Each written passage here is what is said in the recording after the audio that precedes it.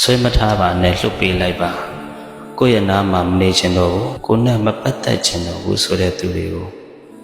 ဘယ်တော့မှဆွဲထားဖို့မကြိုးစားပါနဲ့အရာအလုံးကပြောင်းလဲတတ်တဲ့အရာအလုံးကမမြဲဘူးလို့ဘုရားရှင်ကဟောထားတယ်ဒီမမြဲခြင်းအနိစ္စသဘောတရားကိုဆန့်ကျင်လို့မရဘူးဆွဲထားနေအောင်မယ်ဆိုရင်ဆွဲထားနေတဲ့ကာလတော့ဘလုံး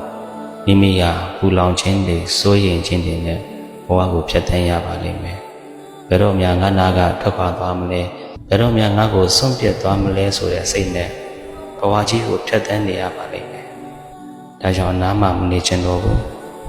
ခုမရှိလဲဖြစ်တယ်ဆိုရင်အဲ့ဒီသူတွေကိုဆွဲထားနေပါတော့နဲ့လွတ်ပေးလိုက်ပါဆွဲထားနေရပြီဆိုကြတဲ့ကကိုနာကရုံးထွက်ခြင်းလို့ပဲကိုကဘယ်လောက်ထိဆွဲထားနိုင်မှာလဲထပ်သွားခြင်းတဲ့သူကတော့တနေ့မဟုတ်တနေ့တနည်းမဟုတ်တနည်းနဲ့တော့ကိုနာကထွက်ခွာဖို့ကိုစူးစမ်းနေအောင်ပါလွတ်ချလိုက်ပါစွန့်လွတ်လိုက်ပါစွန့်လွတ်သွားပြီးတဲ့နောက်ထွက်ခွာသွားပြီးတဲ့နောက်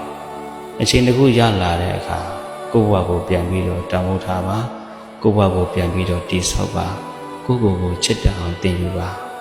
ကိုယ်နဲ့ထိုက်တန်တဲ့အရာကတော့တနေ့မဟုတ်တနေ့ကိုယ်စီကိုမလွဲမသွေရောက်လာမှာဖြစ်ပါတယ်ဒါကြောင့်ကိုယ်မလိုချင်တော့ဘူးဆိုရင်ပင်ပန်းခံပြီးတော့ဆွဲထားမနေပါနဲ့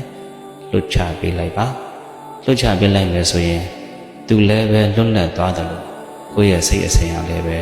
လွတ်မြောက်ခြင်းနေရာကိုယ်စီကိုရောက်လာမှာဖြစ်ပါတယ်